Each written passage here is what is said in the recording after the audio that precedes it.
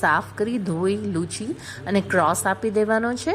ત્યારબાદ એક બોલ લઈને તેમાં મરીના દાણા, મીઠું, ખાંડ, પાણી, ગરમ પાણી લેવાનું છે, તમાલપત્ર, લીલા તીખા મરચાં, લસણની કળીઓ અને બીટરૂટને એડ કરીને ખાંડ ઓગળે ત્યાં સુધી સ્ટર કરવાનું છે. ત્યારબાદ તેમાં વિનેગર અને ઓનિયનને એડ કરી દેવાની છે. હલાવીને ઢાંકીને અને ફ્રીઝમાં 15 કલાક માટે રાખી દેવું છે. 15 કલાક પછી 15 થી 18 કલાક પછી એકદમ ખાવા માટે રેડી થઈ ગઈ છે.